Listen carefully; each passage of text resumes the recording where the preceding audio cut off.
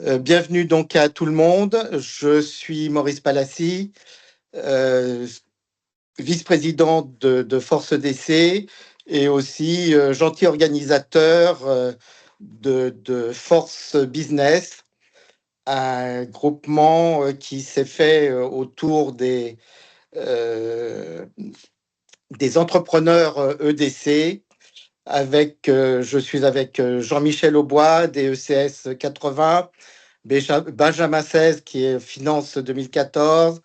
Sarah Pitioski qui est Management entrepreneurial en 2009 et pour couronner le tout, Linda Sudhaisingege qui est la secrétaire générale de Force DC et qui s'occupe donc de l'ensemble de la technique pour réaliser cette soirée.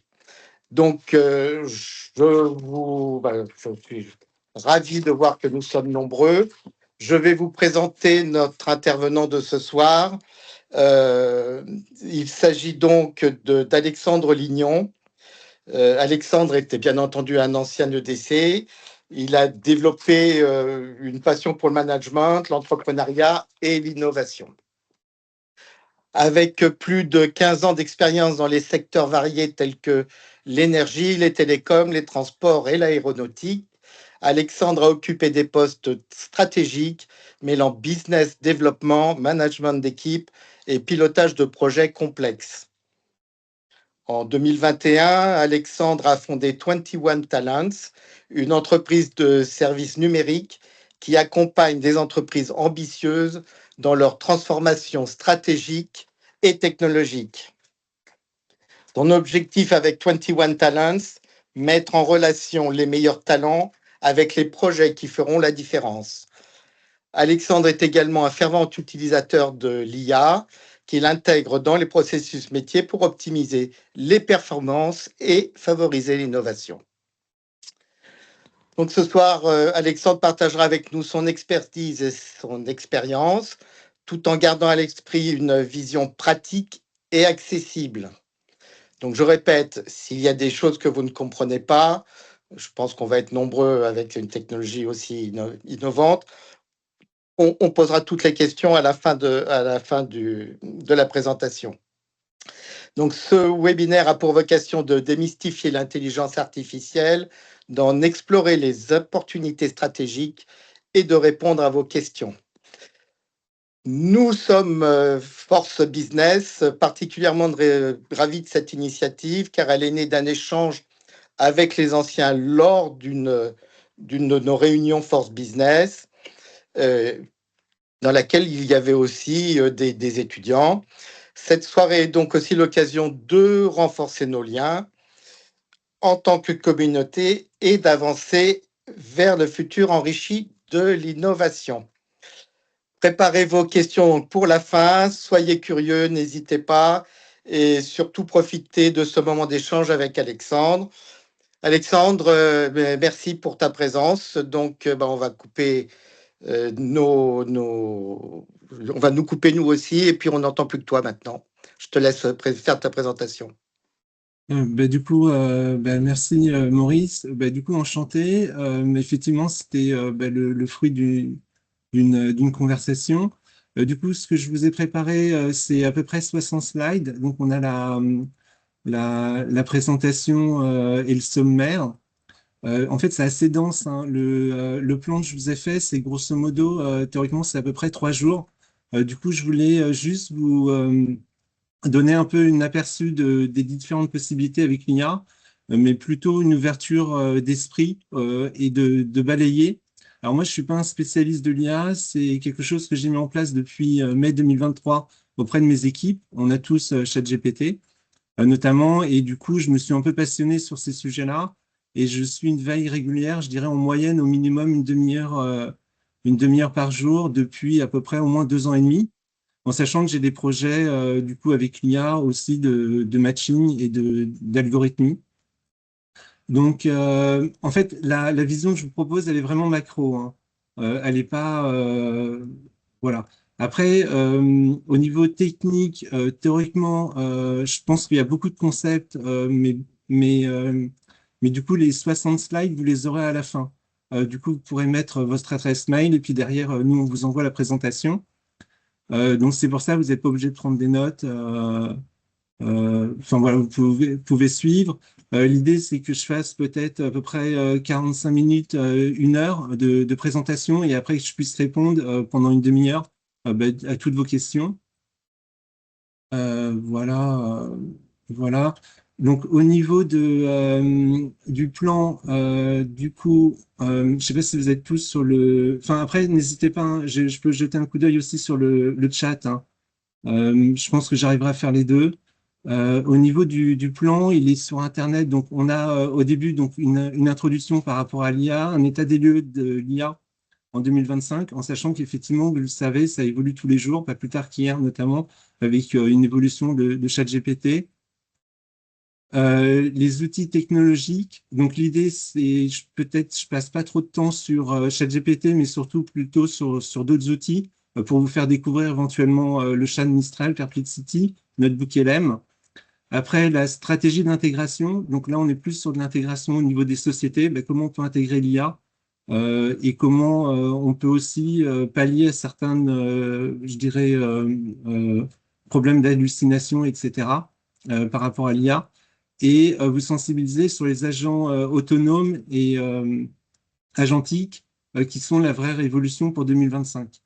Donc, et on parlera également d'automatisation du travail, des outils no-code. Donc là, on est sur de l'automatisation avec quelques outils. Également sur les défis et considérations pour 2025, les enjeux, notamment de sécurité. Et après, enfin, je vous mettrai notamment une vidéo qui parle, enfin, qui explique plutôt bien les dangers de l'IA. Et après, on pourra, donc après, j'ai une conclusion et une perspective sur l'IA. Voilà un peu voilà un peu le menu.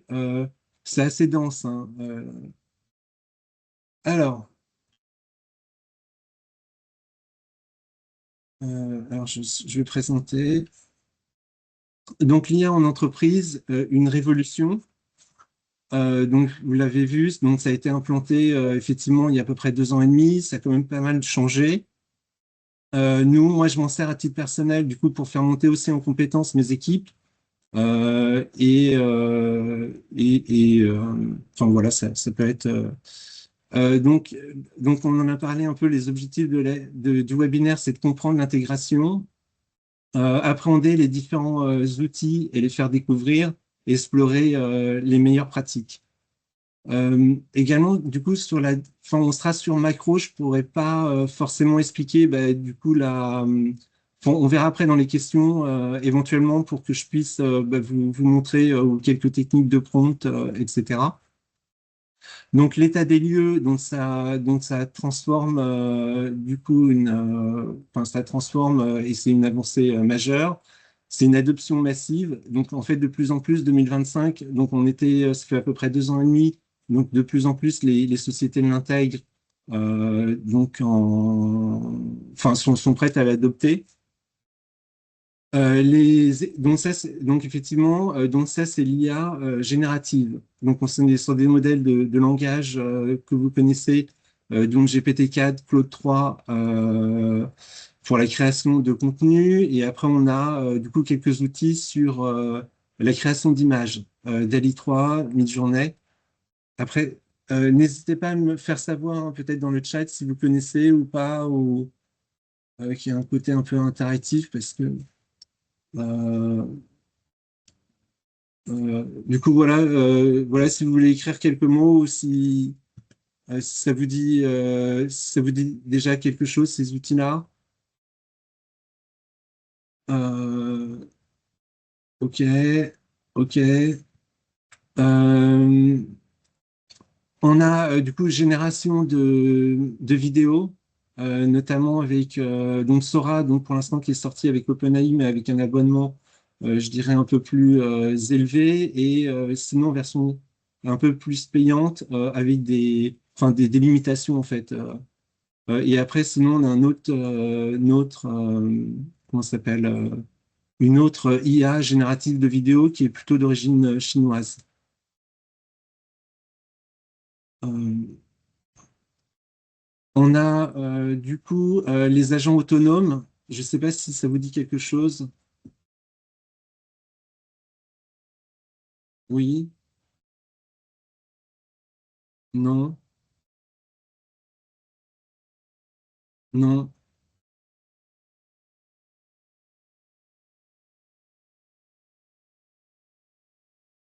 non. Envie d'en savoir plus.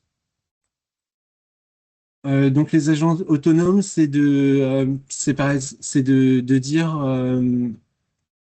que qu'on peut, je dirais que en fait le l'IA va se exécuter des fonctions de façon autonome. Euh, donc on a différents sites, notamment on a notamment enfin différents sites où on peut programmer une sortie. Enfin, ChatGPT a sorti hier du coup enfin, un agent autonome notamment pour réaliser des tâches. Euh, et c'est un peu comme, je sais pas si vous connaissez GPTs par exemple, des GPTs, création de GPTs. Donc en fait c'est un prompt qu'on a enregistré et qui va s'exécuter automatiquement. Et là c'est pareil, c'est un agent qui va réaliser des tâches de façon autonome sans qu'on intervienne. Euh, Agent capable de faire des achats à ma place, oui, on pourrait. Alors, les agents autonomes, pour l'instant, il y en a quelques-uns. C'est pas forcément, je dirais, au point à 100%. On a notamment un IA un IA qui est Claude Sonnet, pardon, où on peut en fait l'installer sur son ordinateur et effectivement derrière lui demander d'exécuter des tâches à votre place et du coup il va avoir une visu de votre écran et la souris pourra se déplacer pour exécuter les fonctions qu'on lui a demandées. Euh, Alors, impact sur l'efficacité opérationnelle, donc en fait, on a une réduction des coûts, des gains de productivité, euh, et du coup, ça en déclenche des gains de productivité. Transformation des processus, donc on améliore la prise de décision. On est relativement plutôt, l'IA est plutôt relativement, je dirais, enfin, il n'y a pas de biais de préjugés par rapport à l'IA. Euh, du coup, ce qu'on disait effectivement, ça se démocratise dans les entreprises.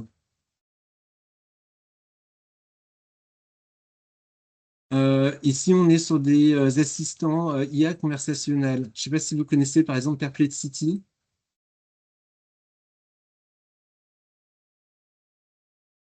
Euh,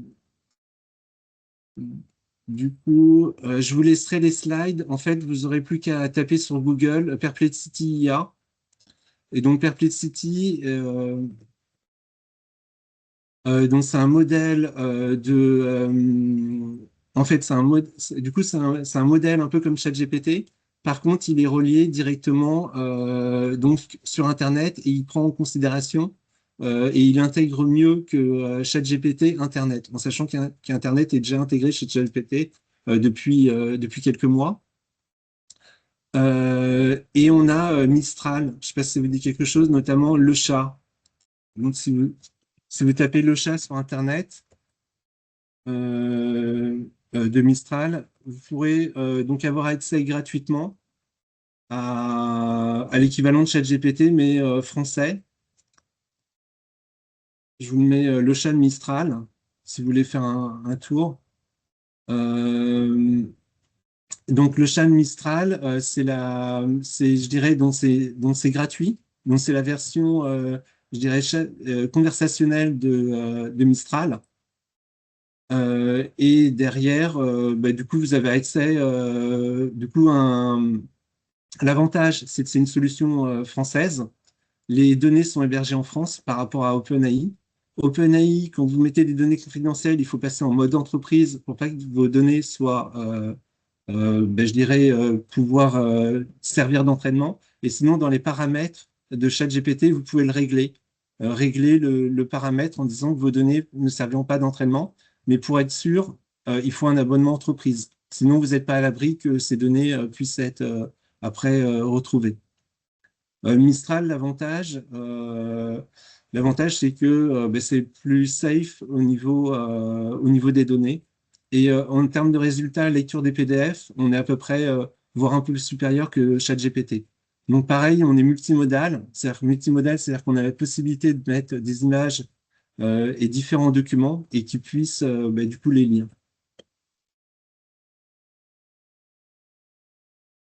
On peut se mettre en mode entreprise. Donc pour le chat. Enfin, pardon, pour ChatGPT, oui, on peut se mettre en mode entreprise. Ouais, donc effectivement, en mode entreprise, c'est une version qui est payante, au même titre que l'abonnement à ChatGPT+. Sinon, bah, vous ne mettez pas de données confidentielles, vous supprimez les noms, tout ce qui peut être reconnaissable quand vous faites des exécutions par ChatGPT pour être plus sûr. Voilà. Euh, au, au, au niveau voilà, Claude 3, donc c'est donc la société mère, c'est Anthropic. N'hésitez pas à aller faire un tour. Pareil, solution américaine, notamment Jeff Bezos a donné des fonds donc à la société Anthropic. L'avantage de Claude 3 par rapport à ChatGPT, du coup, le modèle de référence, je le prends un peu ChatGPT. Claude 3, une version, quand vous écrivez, est plus humain. Euh, Pareil, il y a des accès gratuits. Et également, on peut rajouter aussi, du coup, on en reparlera après, d'autres solutions. On a Grok, que vous devez connaître, qui est la solution notamment de X, anciennement Twitter, d'Elon Musk. Est plutôt bon pour faire des images, Grok. On a DeepSeek, qui est une solution chinoise qui est arrivée donc il y a à peu près un mois. Et là, qui a un nombre de paramètres à peu près, de mémoire, je crois que c'est plus de 400 milliards de paramètres. Mais par contre, il a eu, en fait, toutes ces données. Alors, c'est vrai que j'ai pas fait trop l'introduction sur les IA, mais toutes ces données ont des données d'entraînement. C'est-à-dire qu'on leur fait ingurgiter ben, des quantités d'informations et en fait, plus on va considérer qu'on a ingurgite de l'information, plus ils seront capables après d'être bons. Après, il y a une certaine limite actuellement. On s'aperçoit qu'effectivement, et du coup, un chat GPT, on est à peu près, on ne sait pas exactement, OpenAI n'a pas voulu le dire, mais on est à peu près dans les 200 à 300 milliards de paramètres. DeepSeek, on est à peu près à 600 milliards de paramètres de mémoire. Et on a un coût de développement qui a été relativement réduit. C'est un des seuls, pour l'instant, où son développement a coûté à peu près 10 millions d'euros, en sachant que OpenAI, on est à plus de... Enfin, on est à plus d'un milliard. Enfin, on n'a pas le coût exact, mais au moins minimum un milliard. Pourquoi? Parce que c'est pour entraîner des IA, on est obligé d'acheter des cartes mémoire, enfin et notamment, c'est pour ça qu'il y a un volet de NVIDIA. Et du coup, à titre d'exemple, donc là, on en parle, enfin, je ne l'ai pas mis, mais on a un logiciel, enfin, on a un IA également, un large language model qui est large language model qui est de Facebook, en l'occurrence, qui est Llama. Lui, il y a à peu près 405 milliards de paramètres et notamment a nécessité plusieurs milliards de coûts d'acquisition de cartes pour entraîner ces données. Et là, on arrive donc avec DeepSeek, un modèle chinois à moindre coût pour cet entraînement. En fait, parce que, grosso modo, au lieu d'entraîner l'ensemble des données, on lui a compartimenté par fonction. Et donc, ce qui a fait des économies. Donc, ça ouvre un peu la nouvelle loi, la nouvelle. Un des premiers avait été Mistral, notamment pour cette technique de pouvoir mettre différents agents pour les entraîner. Outils de génération d'images. Donc alors j'en profite. La présentation avait été faite avec Gamma. Euh, c'est G-A-2-M-A. Donc qui est enfin c'est pas un large language model, c'est plutôt une IA qui va exploiter les large language models. Vous avez des coûts de crédit, enfin, vous pouvez y aller, vous avez, en vous inscrivant, c'est gamma.app. Du coup, j'ai mis dans la conversation. Vous pourrez y aller. Euh, Vous faites une rédaction avec un large language model, que ce soit Mistral ou Claude ou d'autres. Vous dites ce que vous voulez. Vous rédigez en fait votre présentation. Et après, vous allez sur gamma.app, vous mettez votre présentation, je dirais en texte brut, et automatiquement, il va générer des images, la mise en page. En l'occurrence, c'est la mise en page qui a été générée lors de cette présentation. Donc pour revenir en termes de modèle, on a FluOne. Vous avez pareil, FluOne, vous tapez sur Google ou un moteur de recherche FluOne, vous allez le trouver assez facilement. Et là, vous avez un certain nombre de crédits, pareil, et vous pouvez générer plutôt des photos réalistes par rapport à DALI, qui est utilisé par ChatGPT, où là, on a des photos moins réalistes. Également, quand vous générez des photos, donc il y a un prompt. Je ne sais pas si vous êtes familier avec les prompts, peut-être nous le dire dans la conversation.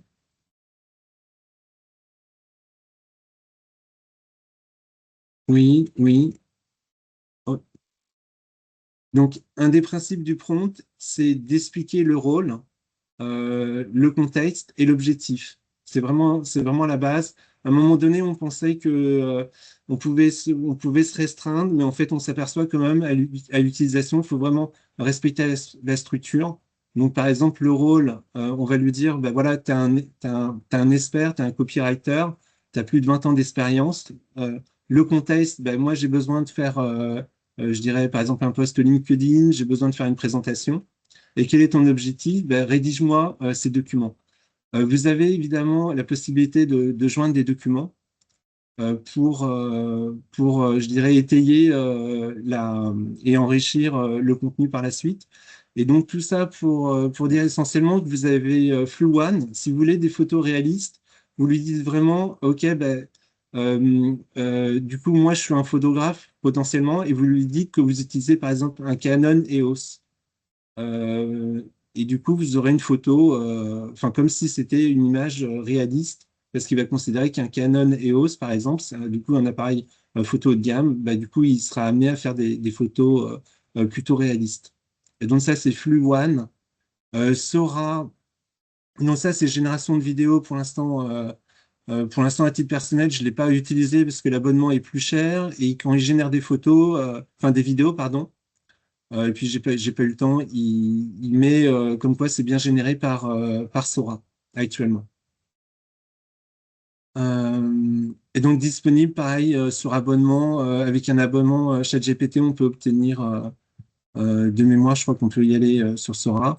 Produit sorti, beaucoup attendu depuis à peu près, on en parlait depuis au moins 5 6 mois et sorti il y a à peu près un mois de mémoire.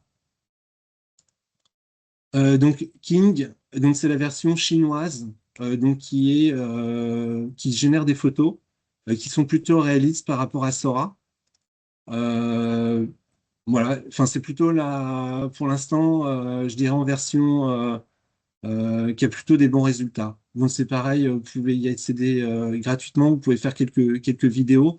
Bien souvent les vidéos ça va durer à peu près quelques secondes, hein.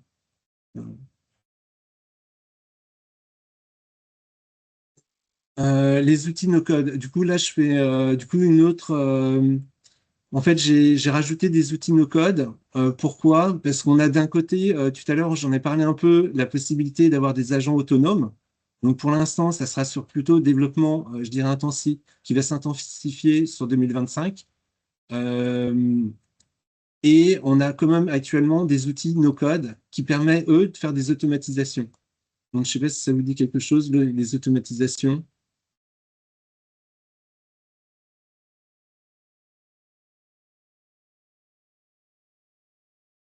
Non, oui.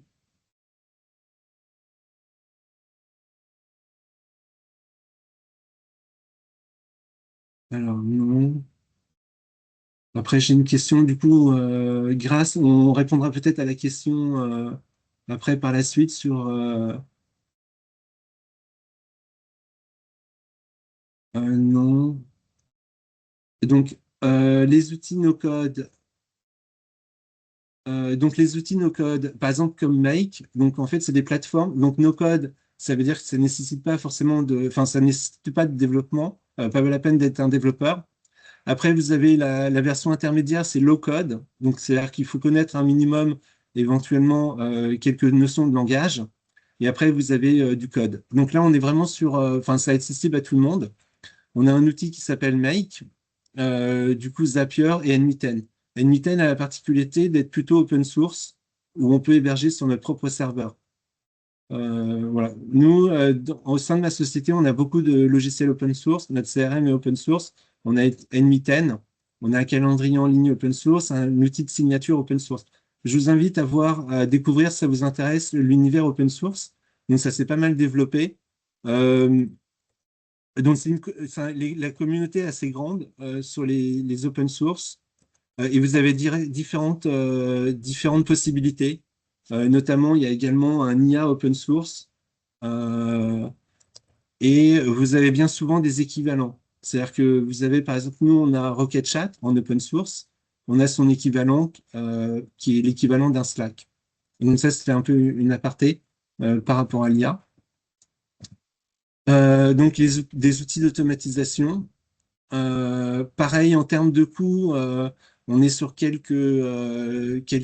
enfin, on paye par nombre d'automatisations, mais c'est pas des coûts énormes, hein. Enfin, on parle peut-être de 10-15 € suivant le nombre d'automatisations que vous voulez faire, et ça permet d'interfacer différentes applications, et notamment par la notion d'API. Je ne sais pas si ça vous dit quelque chose, oui, API, je pense. Euh, du coup, vous appelez un service à ce niveau-là. Après, du coup, donc là, c'est les plateformes de développement. Donc, en fait, NotebookLM, ouais, en fait, NotebookLM n'est pas forcément une plateforme de développement, mais plutôt, en fait, c'est une application Google, NotebookLM. Voilà, pareil, vous pouvez taper, vous pouvez y arriver, et en fait, vous arrivez sur notamment Google Studio.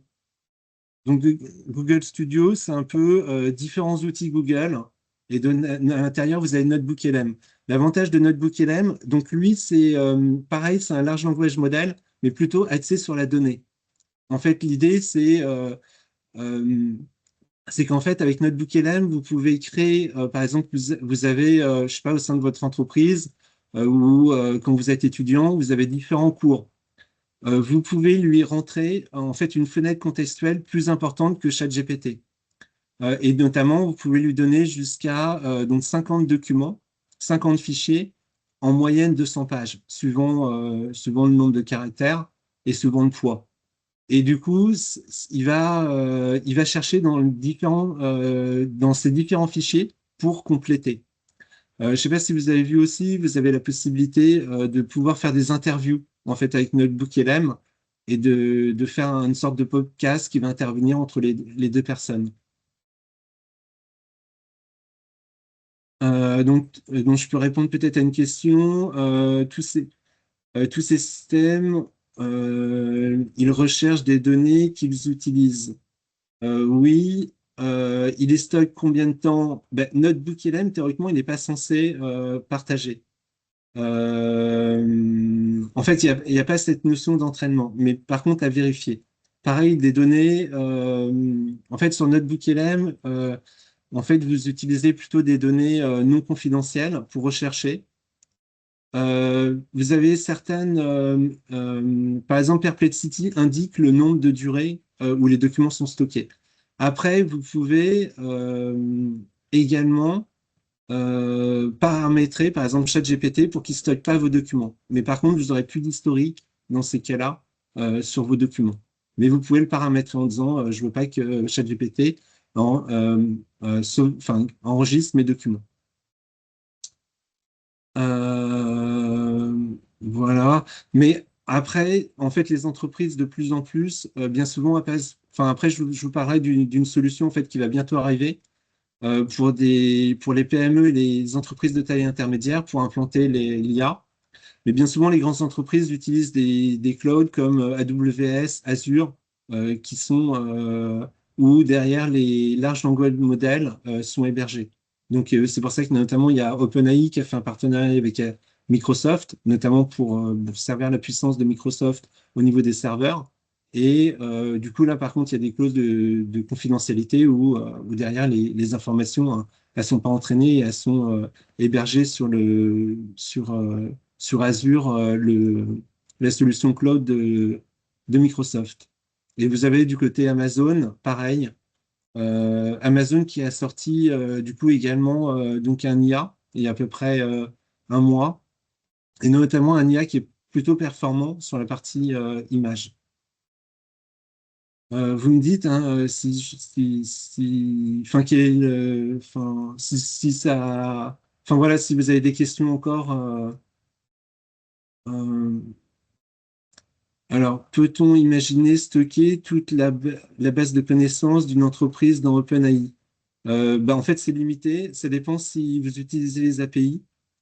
Et ça dépend en fait la masse de documents, mais bien souvent, du coup, on reviendra effectivement du stockage. On reviendra, ouais, je vous en parlerai peut-être enfin, après, un peu plus loin sur la notion de stockage, comment on peut utiliser les modèles. Parce qu'effectivement, là, on voit plutôt le côté un peu vitrine. Et au niveau du modèle de l'IA d'Amazon, j'ai plus le nom en tête. Je ne sais pas si je l'ai mis. Sinon, je pourrais IA Amazon. Il est sorti, ouais, il y a à peu près un mois. Euh, non, j'ai plus le nom en tête. Euh, donc voilà, n'hésitez pas, Notebook LM, c'est assez intéressant quand même. C'est une autre approche. Il faut pas le voir, Notebook LM, ça sera pas, il faut pas être vu pour créer du contenu. Euh, il faut plutôt être vu pour, vous avez des gros volumes d'informations, vous voulez les synthétiser, faire des sommaires, compiler l'information, et lui est capable de retrouver au bon endroit les informations, même sur 2000, 2000, 3000 pages. Après, c'est pareil, vous avez des quantités. De façon générale, pour l'instant, les large language models, ils ont plutôt des problématiques de capacité de mémoire, en fait, entre guillemets, parce que les fenêtres contextuelles sont limitées. On a donc un certain nombre de tokens, et notamment Gemini, par exemple, a 1 million de tokens par rapport aux 128 000 de ChatGPT. Donc, les tokens, c'est la capacité qu'on a à donner des données d'entrée et la capacité qu'il a à traiter les données. Donc évidemment, plus les tokens, le nombre de tokens est important, plus il aura une capacité grande à gérer de l'information en entrée et également aussi en sortie. Donc il y a les données d'entrée en nombre. Voilà, Nova, ouais. Il y a les données d'entrée et les données de sortie. Effectivement, Anthropic, c'est des anciens d'OpenAI, qui ont fondé du coup Claude de la société Anthropic, et ils sont partis notamment parce qu'ils disaient que, enfin, ils reprochaient un peu à Sam Altman de négliger un peu la sécurité des données, ou je dirais l'approche sécuritaire et donc ils ont créé Claude. En sachant qu'il y a un débat sur, voilà, pour l'instant, OpenAI avait été créé en étant, je dirais, plutôt une association, une fondation, et notamment avec Elon Musk, et du coup il y a un procès en cours parce que Sam Altman, effectivement, je dirais, a changé les statuts pour en faire une société privée. En sachant que même si le nom open source, enfin, OpenAI, ça sous-entend ouvert. Pour l'instant, le modèle n'est pas du tout ouvert, hein. Les deux modèles open source en large language model, c'est Mistral, où là, ça peut être hébergé sur un serveur. Et on a également Llama de Facebook, donc qui avait pris un peu de retard Facebook, Et lui, du coup, Mark Zuckerberg a ouvert son modèle en disant.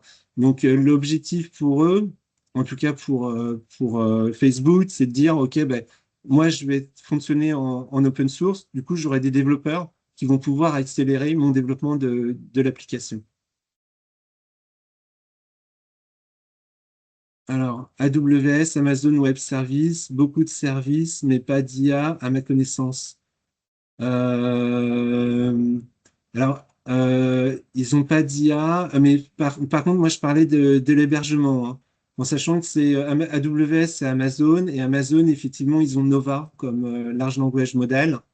Mais je parlais plutôt comme, en fait, AWS, c'est une solution cloud comme Azure, hein, ou comme d'autres, hein. Et là, c'est pour pouvoir, du coup, ces solutions-là permettent ben, d'intégrer des logiciels open source, enfin des large language modèles open source, comme en l'occurrence Mistral et Llama, comme je venais de le dire, quoi. Voilà. Vous me suivez jusque-là ou vous me dites, hein. Voilà. Alors, donc ici, donc là, on aborde un concept. Je ne sais pas si vous le savez, mais par exemple, quand vous branchez, enfin, en fait, on a deux parties. Là, effectivement, on a le chat, par exemple, de Mistral, et on a Mistral aussi, où on a la version un peu, je dirais, pas développeur, mais plutôt on accède à son interface, en sachant que Mistral, donc qui est français, donc c'est pareil, ils ont différents types de LLM, suivant, ben, je dirais, les données d'entrée et de paramètres. Plus les paramètres d'entraînement, du coup, ce que je vous parlais de 405 milliards, 300 milliards de paramètres d'entrée, mais on a des plus petits modèles qui peuvent tourner sur des PC. On a par exemple du 7 milliards, on peut le faire fonctionner. Alors, il faut une bonne carte graphique, mais ça peut fonctionner. Et donc, quand on va, par exemple, pour utiliser les API Mistral ou OpenAI, on a donc OpenAI, on a ChatGPT, mais vous avez le pendant qui est la version Playground d'OpenAI, où là, vous pouvez rentrer et notamment, ça vous servira pour connecter des interfaces, notamment avec, donc, ils ont des clés d'API, où on peut mettre sa clé d'API pour interfacer les différents logiciels. Et là, vous pouvez, en fait, j'en viens à, et là, vous pouvez régler le niveau de température. Dire qu'effectivement, plus vous avez un niveau élevé, plus vous aurez du coup un IA qui va prendre des initiatives dans la créativité. Et c'est pour ça qu'on parle souvent des fois d'hallucination. Mais du coup, le RAG, en fait, c'est un concept qui consiste à donner, vous avez votre large language model et de l'autre côté, vous allez lui mettre des données qui font que ben, l'IA va prendre en considération les données pour pouvoir exercer ses réponses. Et c'est un moyen, notamment, pour éviter les hallucinations, au même titre que régler le degré de température de l'IA. Est-ce qu'il va être créatif, mais du coup, il y a des risques ben, d'erreur ou qu'il hallucine, on parle d'hallucination. Et moins il va être créatif, plus il va être, ben, je dirais, rigide dans son exécution, plus derrière, on évite ces phénomènes d'hallucination. Et le RAG, donc bien souvent, c'est là où on va donner des modèles, enfin des données d'entrée, pardon. Donc on a différents modèles de plateformes, notamment l'on-chain. Il y a toute une communauté hein, qui se développe. Donc là, c'est développer des nœuds. Toujours pareil, on est sur des frameworks open source. Pinecone, Chroma DB, la LanceDB également. Et après, on a cette notion ici, je vous en parle pas trop, mais c'est la vectorisation. En fait, quand vous avez des modèles, à un moment donné, il faudra les stocker, hein, parce qu'en fait, ça prend de l'énergie de faire des calculs, etc., quand vous faites des requêtes. Et plus effectivement vous avez de l'information, plus derrière, c'est énergivore pour requêter. Plus derrière, vous devez avoir des cartes graphiques qui permettent de supporter le calcul. Et c'est pareil, hein, une des premières, enfin, mais ça chiffre vite, hein, les cartes graphiques, quand vous avez, par exemple, vous voulez entraîner un modèle comme, enfin, je vous parlais tout à l'heure de plusieurs milliards hein, d'euros dépensés par Nvidia. Pour l'anecdote, c'est pareil. à un moment donné, pour Grok, comment ça s'appelle, d'Elon Musk, il a racheté quasiment toutes les cartes graphiques du marché, hein. Et on parle, alors j'ai plus les chiffres en tête, mais c'est 2 ou 3 milliards, hein, d'investissement pour juste entraîner le modèle. Et du coup, pour éviter ça, donc là, on l'a entraîné. Une fois qu'on l'a entraîné, on peut l'héberger. Suivant la capacité du modèle et suivant son nombre de paramètres, ça définira le lieu d'hébergement et la capacité, après, derrière, à faire tourner le modèle. Et du coup, pour éviter et pour économiser en tokens, donc plus on a de tokens, on va vectoriser. Et du coup, là, on va en fait faire des représentations graphiques des données. Donc, c'est une chaîne d'algorithmique. Et du coup, vos données seront des 0, des 1. Et donc, elles se permettent d'économiser de la donnée. Et derrière, on va pouvoir requêter plus facilement et économiser de l'énergie de requêtage et de la carte graphique et des moyens matériaux, enfin hardware, pardon, pour faire fonctionner le modèle, en fait, hein. Et donc, on vectorise les données et du coup, on a des logiciels qui permettent de stocker les données. Par exemple, vous avez soit en version, je dirais, privée, soit en version toujours pareil, open source. Donc, évidemment, la version open source est quand même relativement privilégiée pour des coûts après, hein, par la suite, et de dépendance aussi face à l'éditeur. Donc, le fine-tuning, c'est une autre notion. Alors, le fine-tuning, vous me dites, hein, si je vous ai perdu ou pas, vous pouvez mettre oui ou non. Le fine-tuning, c'est pas tout à fait comme le RAG, donc, mais ça se rapproche. En fait, le fine-tuning, c'est comme une voiture qu'on va fine-tuner, personnaliser. Le fine-tuning, c'est ce qui, enfin, cette notion de fine-tuning, c'est de dire, OK, ben, on a un large language model qui est open source. Ce large language model, on peut le personnaliser. Par contre, la différence pour le personnaliser, c'est que ça nécessite, je ne sais pas si vous le savez, mais par exemple, les large language models ont été supervisés par des humains. En fait, à un moment donné, on a les données et après, c'est des humains qui ont requalifié des images ou des concepts, etc. Et donc, on dit qu'il a effectivement été entraîné. Le fine-tuning, ben, si on personnalise l'IA, le large language model, ben, ça sous-entend aussi qu'il faut l'entraîner. Donc, ça sous-entend aussi d'avoir des humains pour l'entraîner.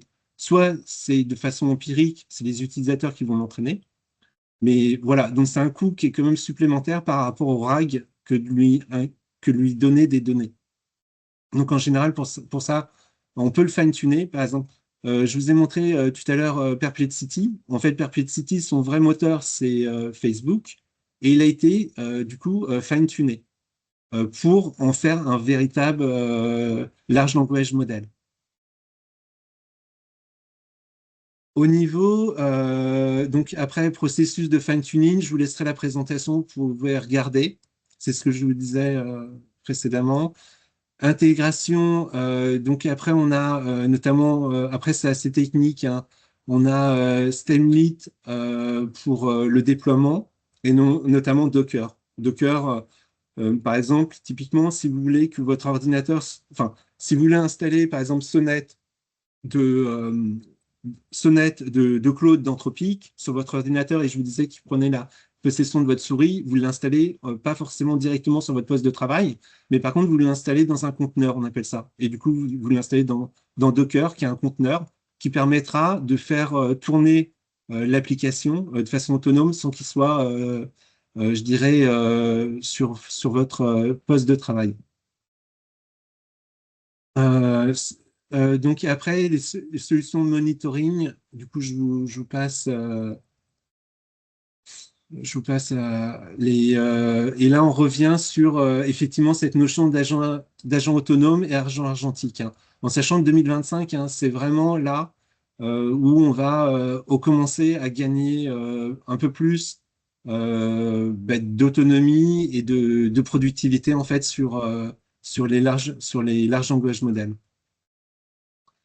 Donc là, je vous ai mis quelques plateformes d'agents autonomes. Ça se développe très vite, hein. C'est ce qui va se développer le plus, hein. C'est ce que je vous disais en 2025. ChatGPT a sorti hier une modèle donc ça s'appelle Agent GPT. Ceux qui ont l'abonnement, alors je ne sais pas si vous avez vu ou pas. n'hésitez pas à me le dire, mais voilà, ils ont sorti du coup cette notion de tâche. Alors pour l'instant, j'ai pas eu le temps de regarder. C'était vraiment hier soir, sorti aux US et puis après diffusé en France. Donc après, donc là, je vous parle plutôt d'applications concrètes, dont support client, analyse de données, trading. Enfin, voilà. Après, ces notions-là existent, hein, depuis un certain temps. Euh, Waouh! Eh ben, j'en suis à la slide 25. Donc, capacité des agents, donc là, on en reparlait. Les mécanismes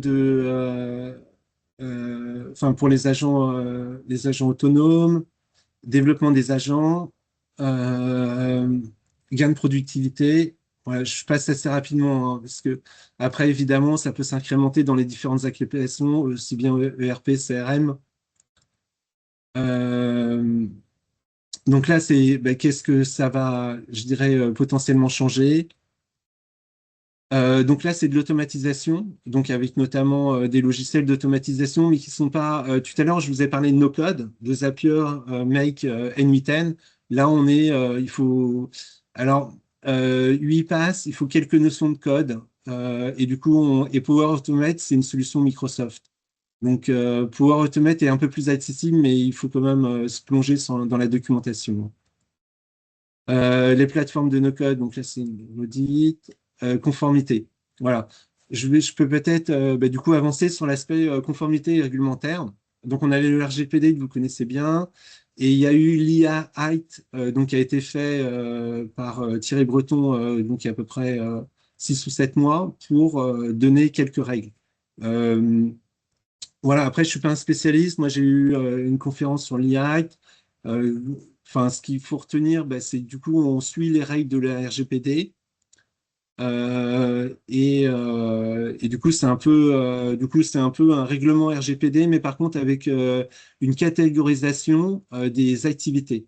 En fait, du coup, ça a été légiféré sur le degré comment ça s'appelle, de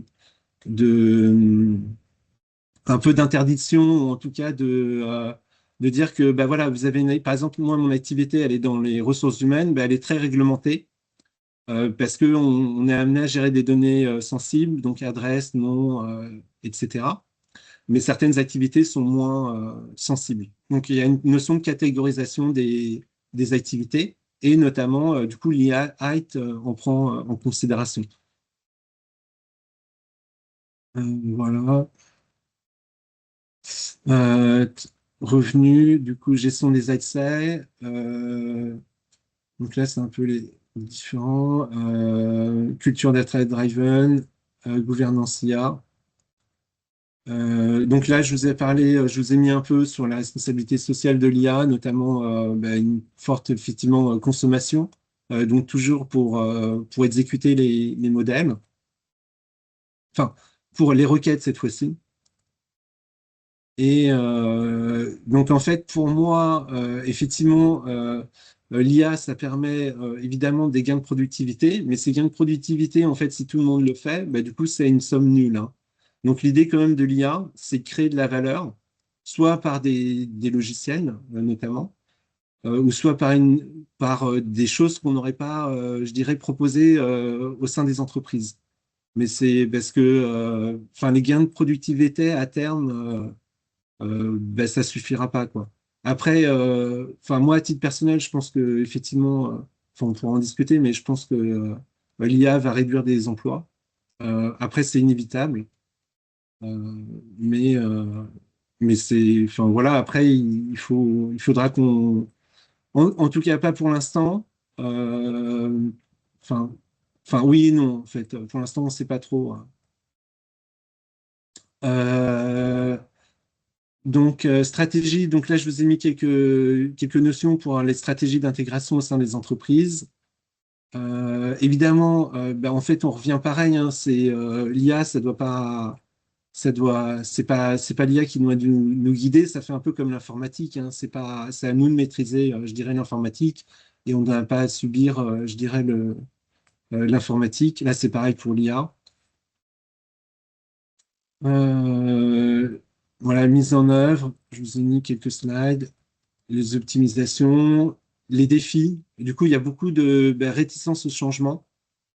Par rapport aux US, on est un peu en retard en France de manière générale, mais c'est un peu partout, enfin, c'est un peu classique à la France et plutôt, je dirais, un pays plutôt, enfin, plus difficile en fait à changer. Non, et puis c'est pas ça, c'est qu'en fait, en plus, les solutions là sont quasiment américaines. On a effectivement, à part Mistral et quelques acteurs, mais depuis, je dirais, même une vingtaine d'années, avec les GAFAM, du coup, en Europe, on est moins moteur, quoi. Donc, innovation, relations clients, donc ça, on en parlait. Donc, c'est pour ça que, effectivement, hein, le chatbot, après, du coup, on n'en a pas trop parlé, mais il y a des solutions. Donc là, on est sur en fait, il y a des solutions qui font que en fait, la notion vocale, hein, je ne sais pas si vous avez essayé. Euh,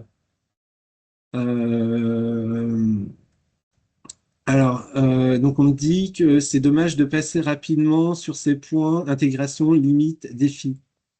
Euh, ou alors dans ces cas-là, ce que je vous propose, parce qu'en fait, c'est plutôt d'en parler dans les questions.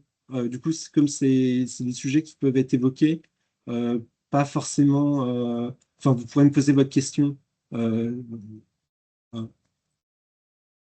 Euh, et du coup, pareil, du coup, les défis futurs, ça sera, comme c'est le sujet quand même à l'interprétation, je dirais, on pourra échanger en fait. Là, je vais juste terminer, si vous voulez.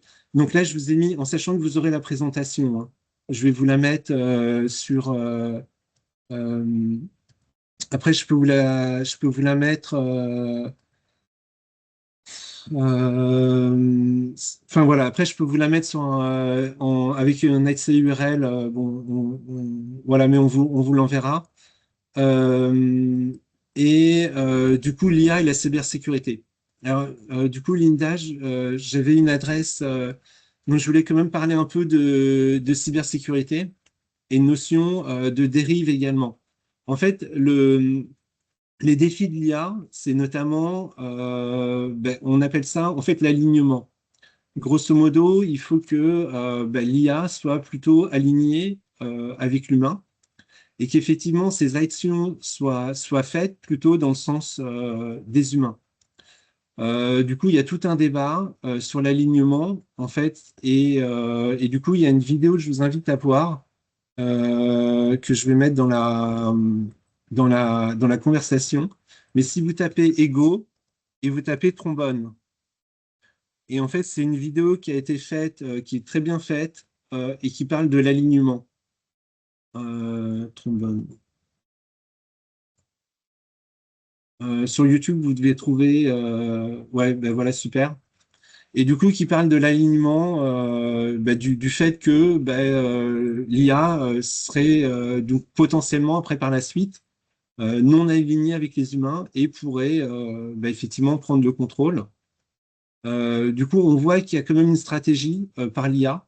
Du coup, en fait, on a la possibilité, quand vous testez les IA, de voir comment ils pensent. Du coup, il y a une fenêtre contextuelle qui explique un peu votre raisonnement. Et pour ça que des fois, on appelle ça, sur ChatGPT, on appelle ça la chaîne de pensée. Alors, donc, c'est une suite d'actions ou en tout cas de pensées. Et du coup, quand on demande des actions à l'IA, on va voir comment il raisonne et quelle est sa stratégie. Et c'est pareil, oui, du coup, on n'a pas parlé effectivement aussi des données en fait qui peuvent être biaisées. Et du coup, pour ça qu'on on les corrige. Euh, et donc voilà, donc c'est un véritable sujet, c'est l'alignement. Le deuxième sujet, c'est aussi sa capacité à mémoriser le contexte, ou en tout cas la situation, mais ça, c'est pas un danger sur la cybersécurité, mais plus voilà, une difficulté. Et donc, certains font des pétitions, notamment pour ralentir l'essor de l'IA. Voilà, en disant que effectivement aussi ils mettent à disposition, je dirais, des intelligences humaines, à une portée plus grande, des terroristes, etc. Et d'autres disent, notamment un des directeurs scientifiques de Facebook, Marc Lequen, que justement, il y a un rempart. En fait, il y aura un rempart à ça en disant l'IA, il est à disposition effectivement des gens malveillants, mais il est aussi à disposition des gens qui pourront contrer ça. Et donc, on a pas mal, notamment de logiciels aussi de cybersécurité qui intègrent l'IA pour détecter des choses anormales qui se passent. Donc, il y a un peu une course. Et le fait de développer des modèles open source, du coup, ça va dans les deux sens. C'est-à-dire qu'on aura plus de capacités de développeurs à lutter contre des problématiques, etc. Euh, donc voilà, donc problématique énergétique, c'est pour ça que de plus en plus les IA se rapprochent aussi là où on produit du coup de l'énergie, enfin les data centers, pardon, qui hébergent les large language models, mais enfin, les data centers ont tendance à se rapprocher des lieux de production d'électricité. Mais effectivement, on dit que l'IA, logiquement, ça pourrait représenter quelques pourcentages voilà, enfin, de coûts énergétiques supplémentaires. Tout ça parce que c'est des milliards de paramètres qui sont calculés en temps réel, quoi. Après, du coup, il faut réduire, donc certains disent qu'il faut réduire le poids du modèle, mais à terme, comme on l'a vu notamment avec l'IA chinoise, on pourra réduire ce nombre d'entraînements, enfin ce nombre de jeux d'entraînement en fait. Voilà, donc le futur duel, du coup, effectivement, après, j'en parle pas trop. Après, être transparent, en fait, hein. Là, la présentation que je vous ai faite, logiquement, effectivement, c'est 3 jours de présentation. Du coup, mais je voulais, comme je ne savais pas quelles étaient vos attentes, et quand on en a discuté entre nous à l'EDC, je voulais juste vous montrer, et vous aurez le support, plutôt vous éveiller voilà, sur quelques notions, etc. Mais mon but, c'est pas, enfin, en 1 heure, je peux pas, enfin, c'était impossible de couvrir l'ensemble des sujets, ces sujets qui prennent du temps, parce que c'est compliqué, voilà, enfin, puis ça demande du temps, hein. Euh, euh, donc, préparation de l'avenir, la veille et la conclusion.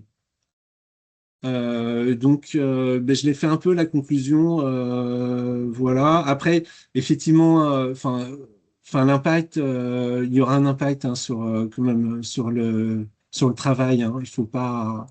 J'en ai pas parlé effectivement, mais il y a, enfin, de plus en plus, en fait, il y a aussi des outils IA où on peut intégrer du développement comment ça s'appelle, de programmation. En fait, maintenant, vous avez des outils comme Bolt. Du coup, j'en ai pas parlé, mais Bolt, vous avez Windsurf, Copilot, non, pardon, c'est un autre nom. C'est pas l'IA de Microsoft, mais et vous pouvez développer des applications. Maintenant, donc en back-end, en front-end. Après, vous avez du coup l'interface utilisateur et derrière, il va générer du code.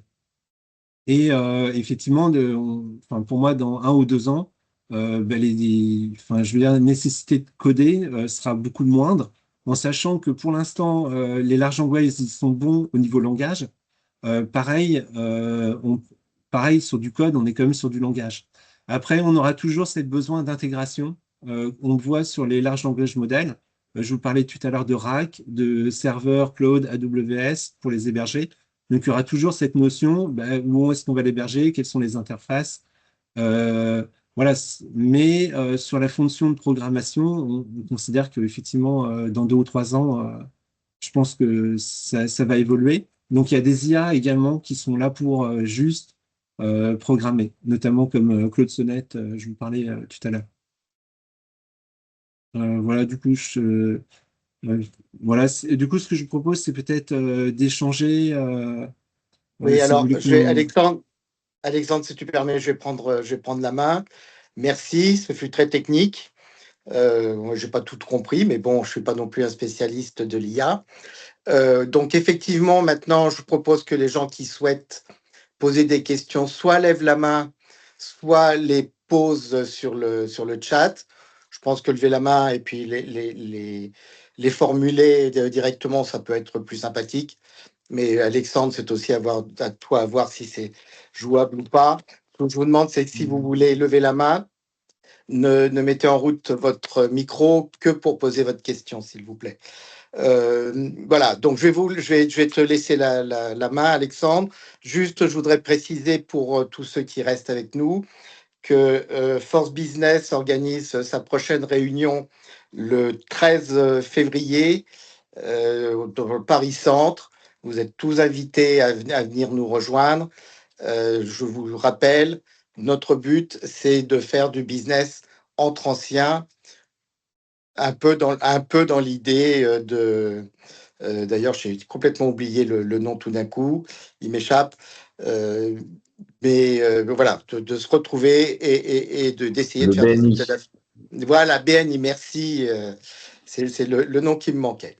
Bien, donc maintenant, Ah oui, si des gens veulent poser des questions, Alexandre est à la ouais. disposition. Ah oui, alors du coup, ce que j'ai oublié de vous dire, ce que je vous propose, c'est peut-être nous envoyer votre adresse mail, que je vous envoie moi, du coup, la présentation, si ça vous intéresse. Et également, ce que je peux vous proposer, c'est d'échanger avec moi, si vous voulez, pour poursuivre cette conversation, et je vais vous mettre le lien de mon agenda, si ça vous intéresse, pour qu'on puisse échanger, pour un entretien d'une vingtaine de minutes, quoi. Euh, ok. Euh, Je vous mets du coup, mon agenda. Euh, du coup, alors peut-être que quelqu'un veut parler, non? Peut-être traiter les questions de façon orale, ce sera plus sympa.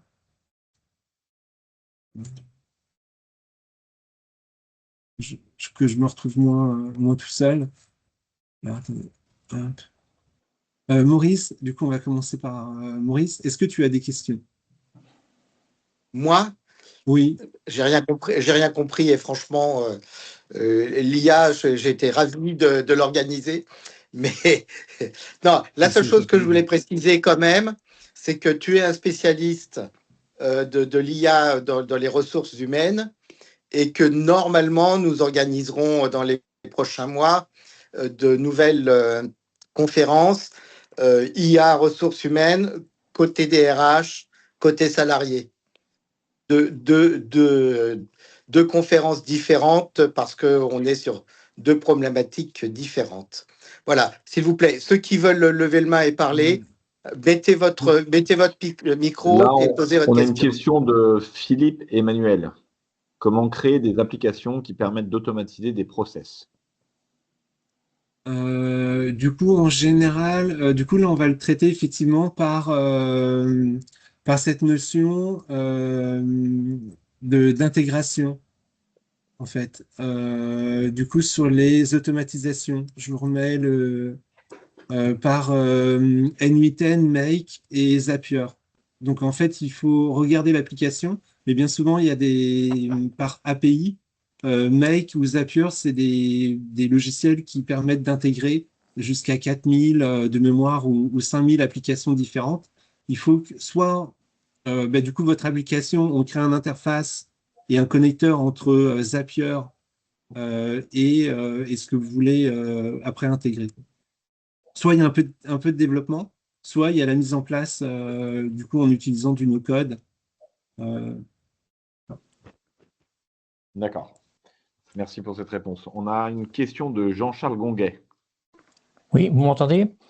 Oui. oui, Alors, c'est question commentaire aussi, parce que j'ai travaillé dans l'aviation moi aussi à une époque. Et par exemple, les avions de chasse d'assaut sont capables de faire une mission complète et c'est pas de l'intelligence artificielle. Donc, en fait, cette ouverture de l'intelligence artificielle, ça ouvre quelque chose d'absolument vertigineux, parce qu'on peut imaginer, effectivement, j'imagine que c'est ce qu'ils font avec les drones automatiques, là, que les décisions soient prises directement par l'engin. Alors qu'actuellement, un avion est capable de voler à quelques centaines de mètres d'un point A à un point B en On ne t'entend décollant, en plus, atterrissant et en Jean-Charles. revenant, sans intelligence artificielle, simplement par une programmation faite. Ouais. Donc, cette intelligence artificielle qui arrive, là, c'est absolument extraordinaire. Et alors, vous dites que ça va supprimer les emplois, je suis d'accord. Par contre, il va falloir créer toutes les interfaces, justement, entre les différents utilisateurs, entre guillemets, par exemple un avion, une voiture, tout ça, et ce cerveau automatique, là. Appelons-les Ouais, comme tout ça. à fait. Tout Donc, à donc, fait. Et puis également prévoir la formation, l'intégration, formation des personnes. oui, bien sûr, bien Et, sûr. Alors j'ai donc deux questions là précises. Effectivement, qui va former? Parce que c'est pas si évident que ça. On voit les problèmes qu'on a avec des professeurs pour des choses qui paraissent basiques. Donc pour ça va être un peu plus compliqué. Et puis aussi, ma question, j'ai reposé plusieurs fois, mais les gens n'ont peut-être pas compris ce que je voulais dire. C'est où on va chercher les données. Actuellement, on sait que, par exemple, Google petit à petit hein, entre toutes les bibliothèques du monde là, dans leur base. Est-ce que ça va être ouvert à tout le monde? en fait, les données d'entrée, hein, on sait, hein, ça a été entraîné sur YouTube notamment. Et YouTube, et notamment pour tout ce qui est ChatGPT sur la voix. Parce qu'en fait, j'ai pas fait de démo, je sais pas si vous avez déjà vu l'utilisation de ChatGPT en mode vocal. Et du coup, En ça, mode vocal, non. c'est des données où on fait en fait, quand vous faites soit du text to voix, Mhm. euh, et du coup, par contre, vous avez plus de latence si vous transformez votre voix en text et après vous le remettez en voix. Et du coup, par exemple, ChatGPT, là, le modèle qu'on a, il fait du texte, non, il fait de la voix et il reconvertit en voix. Et notamment, ces voix, ils les ont prises sur YouTube, par exemple. Parce qu'en Mhm. fait, il fallait des données d'entraînement qui soient des vocaux. Et par contre, dès qu'il y a un peu de réflexion sur cette notion de données d'entraînement, enfin, après, là, je bifurque un peu sur la voix, mais Non, non, mais c'est intéressant. c'est intéressant aussi le traitement de la voix parce que dès que vous avez des petits phénomènes de latence, si vous faites, par exemple, on imagine on imagine que ça soit du coup un robot qui traite un service client. La personne va appeler, mais par contre, on aura plus de latence qu'avec l'utilisation de ChatGPT parce qu'en fait, le robot, lui, qu'est-ce qu'il va faire? Il va écouter la voix. Cette voix, il va la transformer en texte. Pourquoi? Parce qu'il va faire appel à des logiciels pour retrouver la commande, par exemple. Et là, c'est pas la voix qui va retrouver la commande dans l'ordinateur. Et du coup, et du coup, et après, il va restituer en voix. Donc, on a effectivement le texte qui prend plus de données. Et du coup, même certains rajoutent en fait des fonds sonores pour Mhm. pas que on ait cette perception d'attendre trop. En fait, qui est toujours un phénomène désagréable. Et du coup, on rajoute des fonds sonores en disant, voilà, un peu comme s'il y avait un call center derrière. Et ça fait patienter un peu l'utilisateur. Mais c'est des données, Mhm. enfin, voilà, il se penche beaucoup sur la rapidité et on le voit, hein, moi je le vois, ChatGPT, du coup, on l'utilise pas mal pour entraîner les candidats et du coup, on les fait s'entraîner sur ChatGPT et franchement, on a des temps de latence qui sont minimes, quoi. Enfin, c'est vraiment une conversation fluide qui est plutôt agréable. Mais par contre, on est en texte, on est en voix, on est en voix-voix, quoi. Voilà, on Mhm. passe pas par du texte. Mhm. Et du coup, les données d'entraînement, en fait, c'est tout, c'est des millions, des milliards d'informations, tout ce qui est livres, Internet, YouTube, tout ce qui peut, hein. Après, c'est pour ça qu'on dit, à un moment donné, on aura un peu une saturation des données et on va générer des données synthétiques. En fait, le danger aussi d'utilisation de l'IA, c'est qu'à terme, nous, on génère beaucoup de données, mais qu'elles soient en fait générées par l'IA. Et du coup, on aura des modèles d'entraînement. On peut aussi avoir une déperdition de la qualité potentielle, parce qu'en fait, on va. Donc, du coup, il y a une véritable guerre hein, Bah oui, c'est ça. Oui. les jeux d'entraînement, les données d'entraînement, hein. Et du coup, on peut de dire, OK, bah, finalement, nos modèles, les futurs modèles, on va les entraîner sur des données qu'on appellera du coup synthétiques, issues de l'IA, qui permettront de... Voilà, et du coup, il ne faut pas un appauvrissement, quoi. Donc en fait, si je réfléchis, au niveau, le modèle économique plus tard, c'est quoi? C'est les données ou l'intelligence Euh, elle-même? Après, il y a un autre palier, c'est que on s'aperçoit que, en fait, l'IA, non, enfin, après les données, à un moment donné, on arrive à saturation, quoi, une fois qu'on a tout absorbé. Après, ce qu'il faut pas oublier, c'est que actuellement, là, on est à 500 milliards de paramètres. En fait, plus vous allez donner des données d'entraînement, plus il y a de paramètres, plus derrière, ça va être coûteux à faire des requêtes. Ben voilà, c'est ça, Typiquement, oui. moi, j'avais 50 documents à requêter, on était à 80 euros le coût. Par contre, il y a un coût qui baisse, hein. Là, l'IA chinois, on est au token à 0,30 centimes. Il n'y a pas plus tard il y a 6-7 mois, on était à 8, 30 euros le token, hein. En sachant qu'il y a 5 ans, on était plutôt à 100 euros les 1 million d'interrogations de tokens, hein. En fait, ça baisse, hein. Euh, Mhm. mais du coup, ce que je voulais dire, c'est qu'effectivement, il y a la valeur ajoutée des données, il y a les Mhm. modèles d'entraînement, mais derrière, il y a toute une industrie qui va se développer et qui Ben se voilà, c'est développe ça, oui. actuellement, qui sont Mhm. les applications personnalisées. Et là, effectivement, ça apporte de la valeur parce qu'on a fine-tuné l'application ou on lui a mis du RAG. Et derrière, on va créer je dirais, toute une fonctionnalité autour de l'IA. Et c'est là que ça va prendre de la valeur ajoutée. Donc, on peut Mhm. considérer. Alors, oui, effectivement, j'ai aussi oublié une information importante, c'est qu'en fait, NVIDIA a sorti du coup un nouveau microprocesseur en fait au CES donc il y a à peu près 3 semaines, CES de Las Vegas. Grosso modo, 6 mois, nous on voulait héberger donc un large language model. C'est de se dire, OK, ben, mes données elles sont propres, on a notre propre IA, mais par contre, en fait, il y a un coût du serveur. Et grosso modo, du coup, c'est essentiellement les cartes graphiques, c'est la puissance des cartes graphiques. Et du coup, là, actuellement, la révolution, c'est NVIDIA va sortir un produit au mois de mai où vous pourrez entraîner un modèle pour 3 000 $ à peu près, un modèle à 200 milliards de paramètres. C'est-à-dire que toute une industrie peut se développer, ou même à la limite une profession libérale, ou même un particulier, s'il veut avoir son propre langage modèle ultra performant. Donc là, on est vraiment sur du large language model. En fait, on considère que le large language model commence à partir de 100 milliards de paramètres.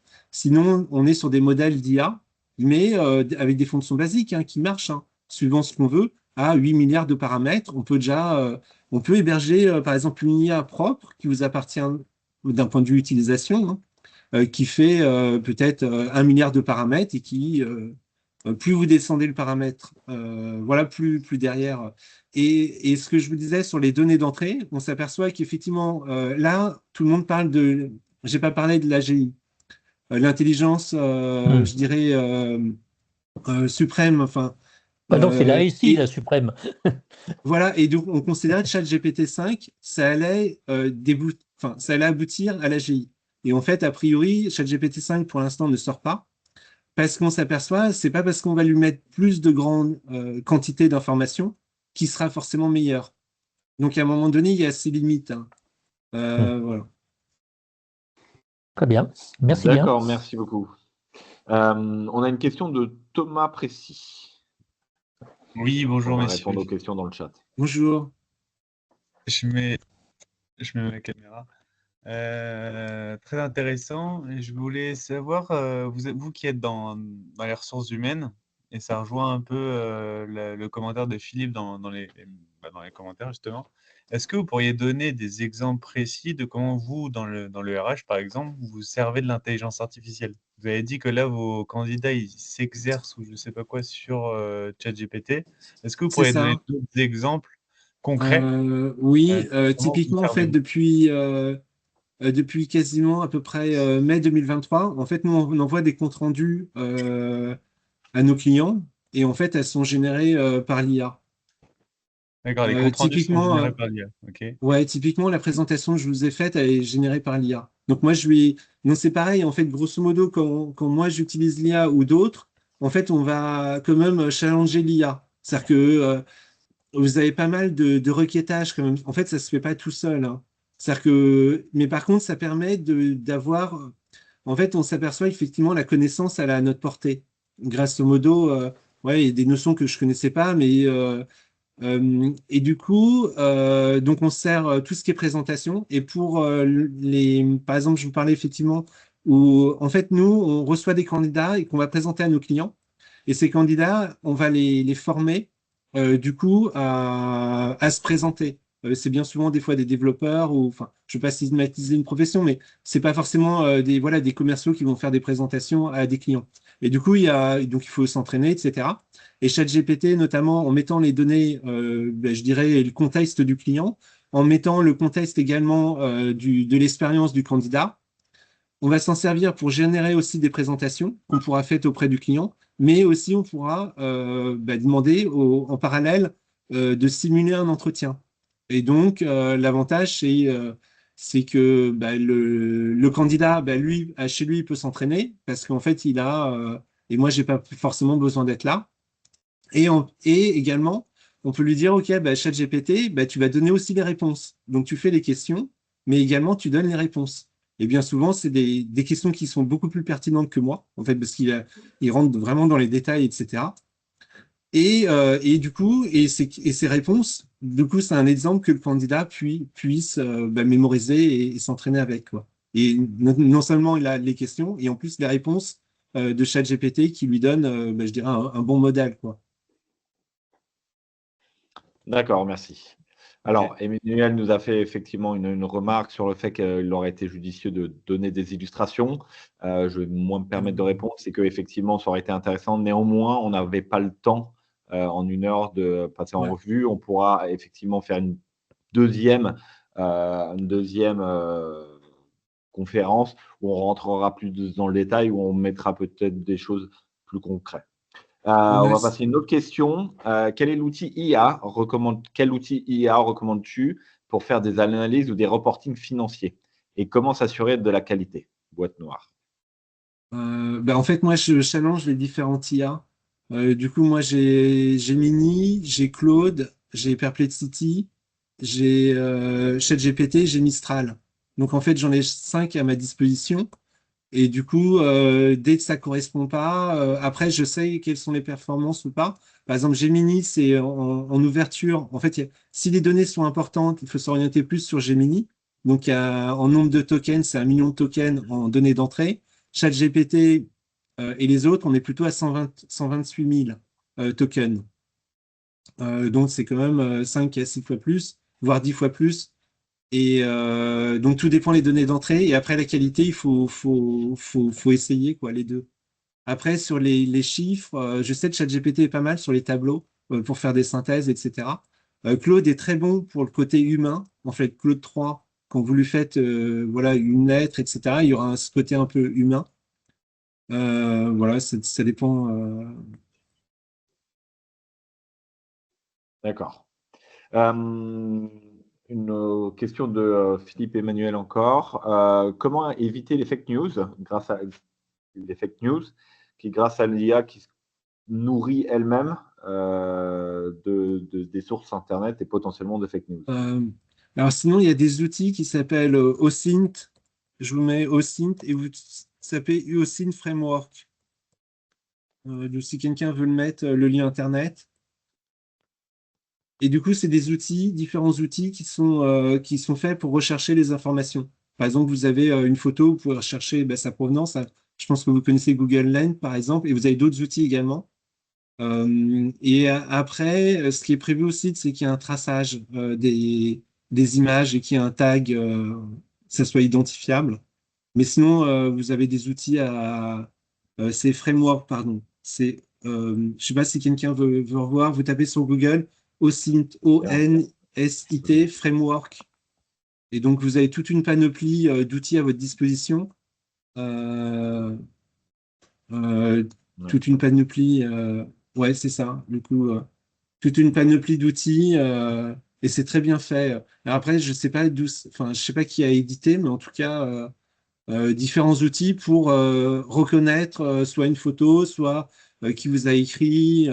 Et bien souvent, c'est des outils qui vont être utilisés pour rechercher des personnes. Donc, plutôt des fois utilisé. Voilà. D'accord, merci. Par exemple, si vous voulez voilà, un numéro de téléphone, etc. D'accord. On n'a plus d'autres questions. On a une remarque de Grâce. Je comprends que le temps a manqué et en réponse, je suggère que les prochaines sessions, un questionnaire soit envoyé aux participants pour qu'ils puissent préciser les thèmes d'intérêt à aborder. C'est là pour mieux orienter les propos du webinaire. En tout cas, c'était une présentation intéressante, notamment pour découvrir le nom des différents modèles IA. Merci de ton Voilà. commentaire. Et Après, nous, effectivement, il faudra qu'on ouais. précise pour la suite, mais là, c'était quelque chose Oui, mais- de mise en bouche, disons. Oui, alors sinon, pour les gens, vous pouvez m'appeler, je vous ai mis mon calendrier.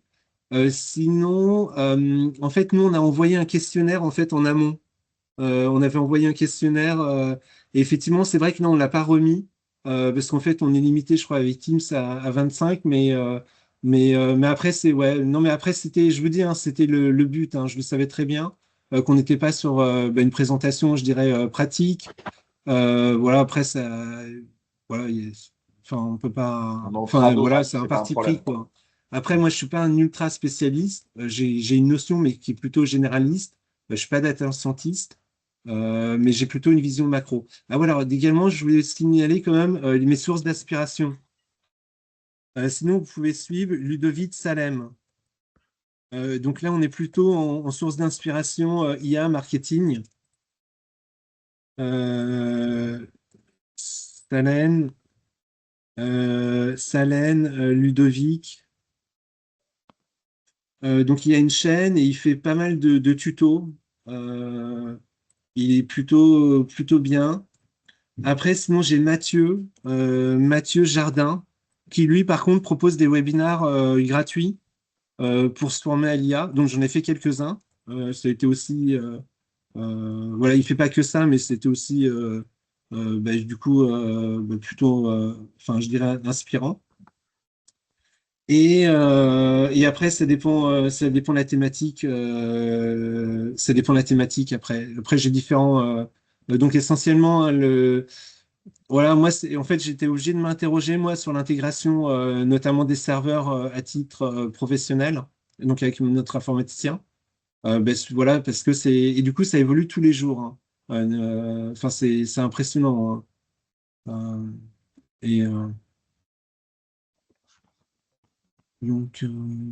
Et Benjamin, du coup, des questions de ton côté? Là, pour l'instant, non, il n'y a plus d'autres questions. Mais toi, Moi, non, ça a été très intéressant. Il y a beaucoup de choses, effectivement, que je connaissais. ouais, Après, effectivement, pour les prochaines, avoir quelque chose de plus pratique et de savoir un petit peu comment ça fonctionne. Mais on ne pourra pas, évidemment, faire tous les outils. Il faudra qu'on se spécialise sur quelque chose, mais voilà. ouais. Donc là, on me demande comment s'inscrire vos prochains prises de parole sur la ressource humaine. Du coup, pour l'instant, j'ai pas programmé, mais je pense qu'à peu près, ça sera d'ici un mois. D'ici un mois, on va faire les étudiants. Et après, il faut que je planifie. Mais c'est, enfin, ouais, voilà, mais sous 2 mois, quoi. Sous 2 mois. Oui, Alexandre, Euh, si je peux prendre la parole. Oui, effectivement, mais, vous serez de toute façon informés, et, soit directement par mail, soit même sur LinkedIn. Enfin, euh, on a quand même de nombreuses voies d'information. Là, s'il y a plus de questions, il est quand même bientôt 20h30. Je pense que c'est l'heure de clôturer. euh, du, Alexandre, tu souhaites du coup, il faut. Du coup, merci à vous. On peut laisser peut-être 2 minutes ceux qui veulent, ou 5 minutes à la fin pour ceux qui veulent noter du coup mon agenda, noter éventuellement quelques vidéos, enfin quelques informations que vous voulez regarder dans le chat qui ont été transmises. Et puis on peut peut-être se dire à bientôt. Et puis je vous dis laisser peut-être 2 ou 3 minutes, non? On va faire ça. Oui, bien sûr. Oui, oui, nous, on n'est pas pressés, mais Euh, il y a pas mal de départs. du coup, merci à vous. Du coup, Voilà, au niveau justement, des... Linda vient de mettre ton agenda, le lien pour ton agenda en ligne. Ouais. Qu'est-ce qu'il y a d'autre? Non, c'est tout. Eh ben, très bien, merci. À bientôt, ouais. Merci beaucoup, Alexandre. Merci. Ce fut très constructif. Merci à tous d'être venus. N'hésitez pas à revenir sur les prochaines conférences Internet, mais aussi sur nos rendez-vous business et nos petits-déj et apéros qu'on organise, parce que ça nous fait toujours très plaisir de rencontrer des anciens et surtout faire du business ensemble peut être très intéressant pour tous. Merci à vous.